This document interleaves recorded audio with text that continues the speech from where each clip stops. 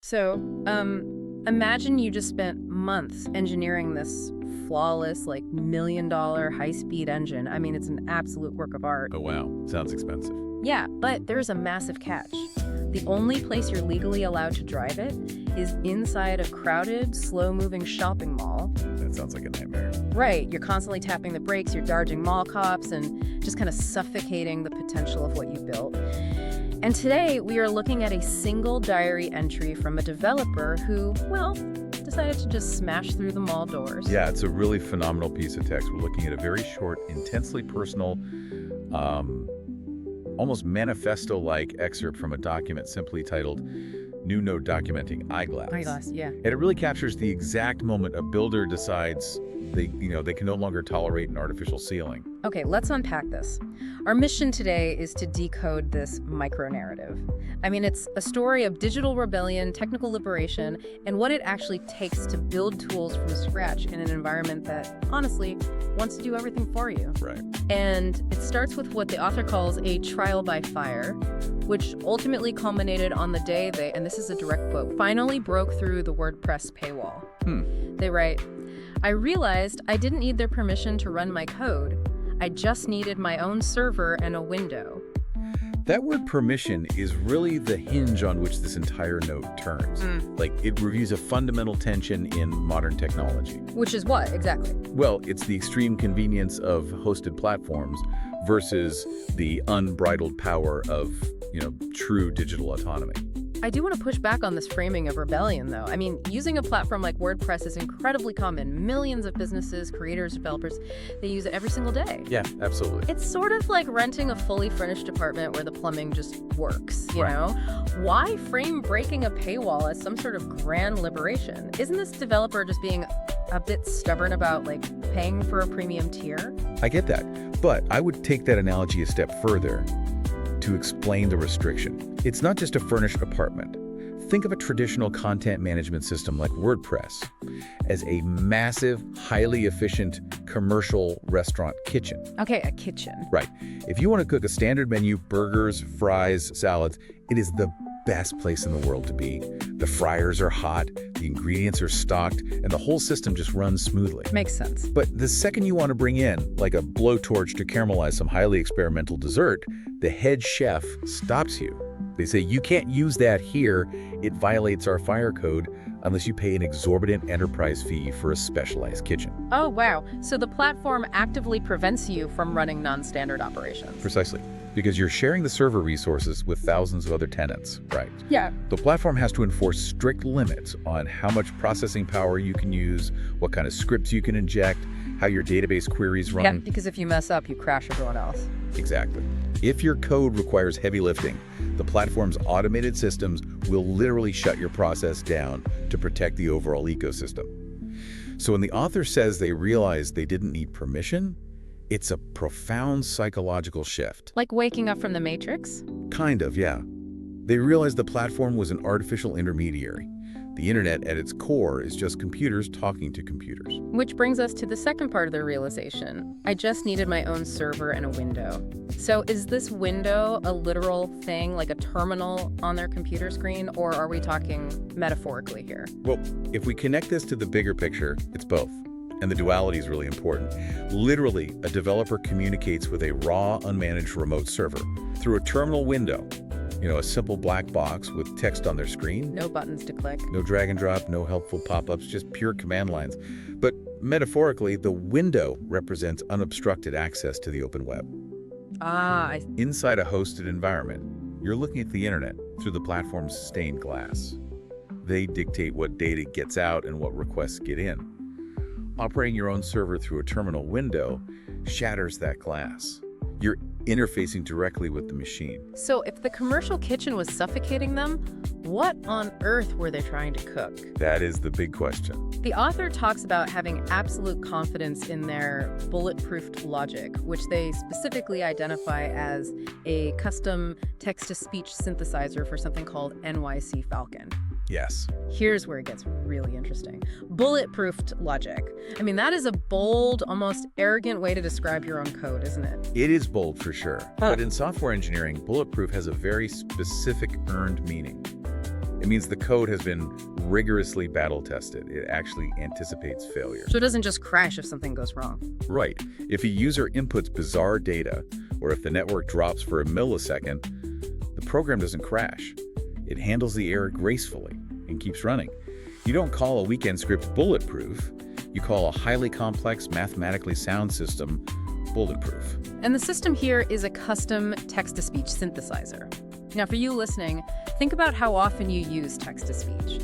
You ask your phone for directions, or you have an article read aloud. It feels totally instantaneous, almost weightless. We take it completely for granted. We do. But mechanistically, what is actually happening under the hood? Why is a custom text-to-speech synthesizer so heavy that it breaks the commercial kitchen? What's fascinating here is the sheer volume of real-time calculations required to mimic a human voice. When you or I read a sentence, we aren't just pronouncing letters. We're subconsciously applying intonation, pacing, emotion, and contextual syntax. Right, like knowing the difference between I read a book and I will read a book, it's spelled the exact same way. Exactly. For a machine to do that, it first has to parse a string of text and analyze the grammatical syntax. Then, it has to predict the pronunciation of ambiguous words. Which is hard enough on its own. Right. Next, it translates those words into phonetic representations. And finally, and this is the really heavy part, it has to mathematically generate a complex audio waveform from scratch in real time that sounds natural and not like a 1980s robot. Wait, really? Generating physical sound waves using math? Yes. It is heavily complex, mathematically dense computing. I mean, if you've ever heard your laptop fan spin up like a jet engine just from rendering a high-definition video. Oh yeah, my laptop sounds like it's taking off sometime. Right. You know what heavy processing sounds like. Now imagine trying to do that silently on a server in milliseconds. If it takes 10 seconds for the server to generate one sentence of audio, the tool is completely useless. Oh, wow. Okay, so if you try to drop that kind of heavy, demanding math into a generic WordPress environment designed mostly to serve, like, static blog posts and images, the environment will throttle it immediately. The automated monitors will see this massive, sudden spike in processor usage and just kill the operation, assuming it's a malicious attack or a runaway script. That makes so much sense. And this provides the crucial why behind the author's escape. They didn't leave because they were just feeling rebellious. The walled garden was fundamentally, mechanically incompatible with the raw power their project required.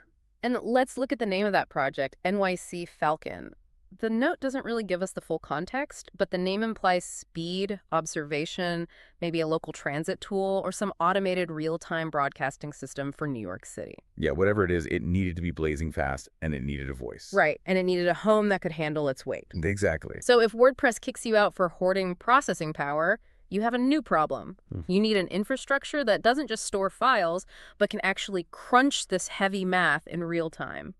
The note says they deployed this bulletproof logic to an independent, blazing fast CDN like Netlify. And this is where I need some help, because I hear CDN, content delivery network, thrown around all the time. Sure. But mechanistically, how does putting code on a CDN solve the processing bottleneck? I thought CDNs just, made images load faster. Well, historically, you would be entirely correct. A traditional CDN is essentially a network of servers distributed globally.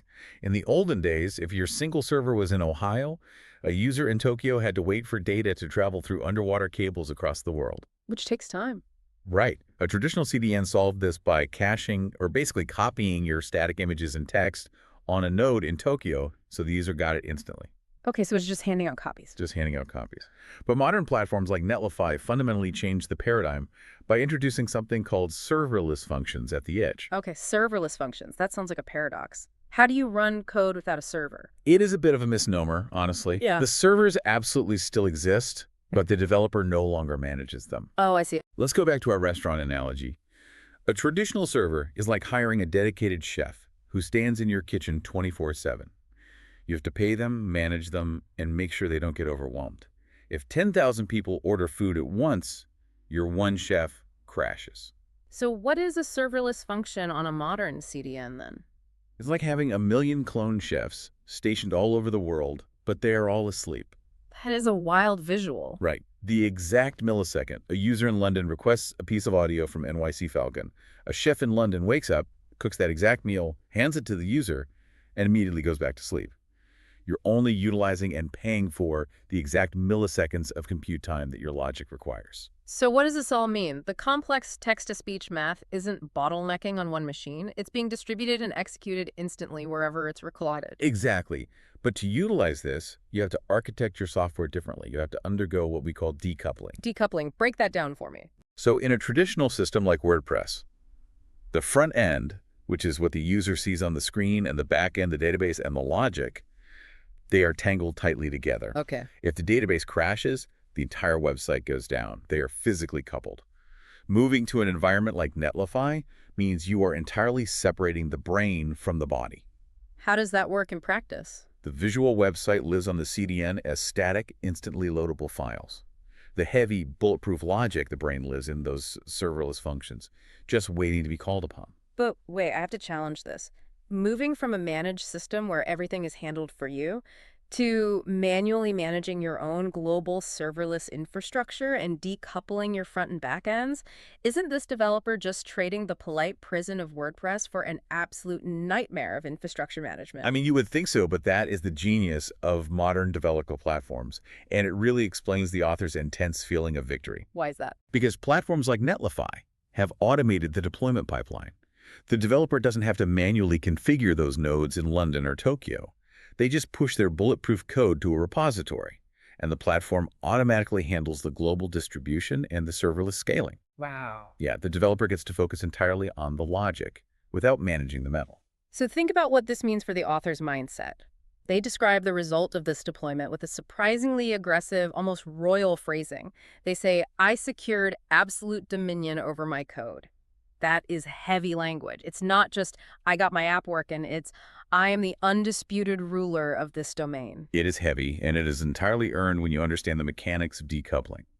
Absolute dominion signifies a total shift in identity. How so? Well, when your logic is tangled inside a platform's database, Yeah. your tenant's subject to their rules, their price hikes, and their sudden decisions to remove a feature you rely on. If they update their core system and your code breaks, you're entirely at their mercy. You're powerless. You are.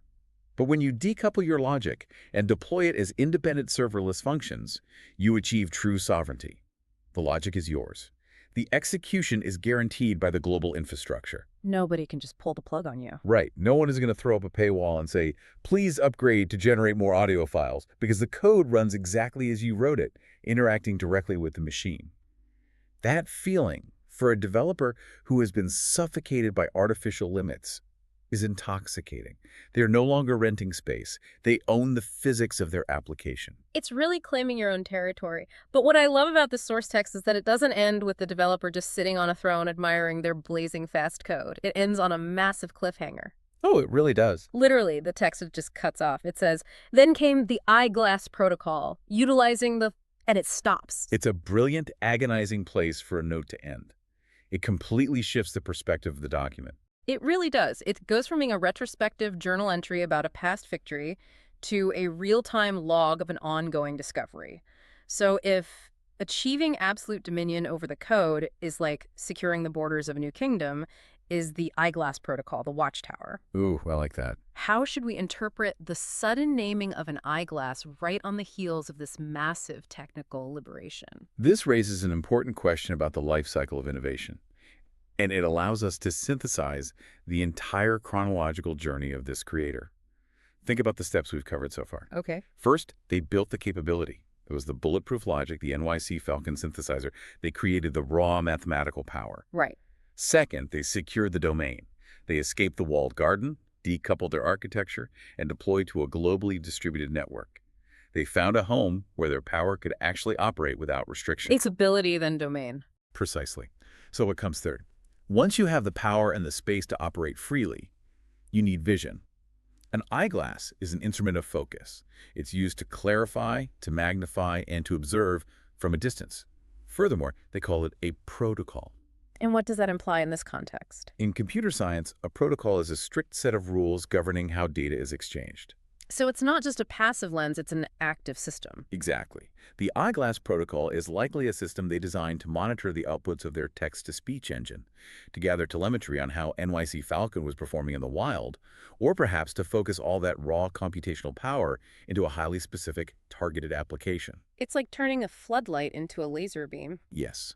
It represents the psychological transition from merely hosting code to actively wielding it as a tool. Right. You know, it is incredible how these few fragmented sentences manage to capture such a universal journey. We've gone from the suffocating frustration of hitting an artificial ceiling to the absolute trust you have to place in your own skills, your bulletproof logic, and finally the realization that you have to secure the right infrastructure before you can look toward the next horizon of what you are building. It really is the archetype of the builder. You cannot build a skyscraper if you don't own the bedrock beneath it. The foundation dictates the maximum height of the structure. And for you listening, I think this is profoundly relevant, even if you never write a single line of code in your life. Look at how we navigate the internet today. We live in a modern world made almost entirely of digital rented spaces. That's so true. We exist on social platforms governed by algorithmic rules we can't see and can't control. We use software that requires a monthly subscription just to open our own text files. Our businesses rely entirely on third-party tools that can change their terms of service overnight and destroy our workflows. We are surrounded by walled gardens. The danger is that some of them are so beautifully designed and so incredibly convenient that we don't even realize there is a wall until we try to step outside. Yes. And the question this deep dive poses is fundamentally about agency. Where in your digital life do you have true ownership over your work? Where do you hold the keys to your own ideas, your own bulletproof logic? Are you building your most important projects or storing your most important memories inside someone else's commercial kitchen, or have you found your own window? It's a critical audit for any modern creator to perform. What do you actually control? It is. But as we wrap up, I want to leave you with a final, lingering paradox to explore on your own. It is something that builds on this entire concept of technical liberation we've just unpacked. We spent a lot of time talking about how escaping the WordPress paywall and moving to a serverless architecture gave our developer absolute dominion. But did it really? That is the ultimate tension of the modern web, isn't it? It absolutely is. If breaking free of a software platform grants you sovereignty, does deploying your logic to an independent CDN merely trade one visible landlord for an invisible one? Right, because Netlify is still a company. Exactly. Netlify is incredible infrastructure, but it is still a private company. Those edge nodes in Tokyo and London are still someone else's physical servers. So what happens to your absolute dominion when the external infrastructure you rely on for that blazing speed suddenly changes its own rules or its pricing model? You're back to square one in a way. When you leave the furnished apartment to build your own house, you might own the bricks and you might own the blueprint, but you are still building on someone else's earth. Where does true digital independence actually begin? And is it even technically possible to achieve it entirely? Think about that next time you log into your favorite platform.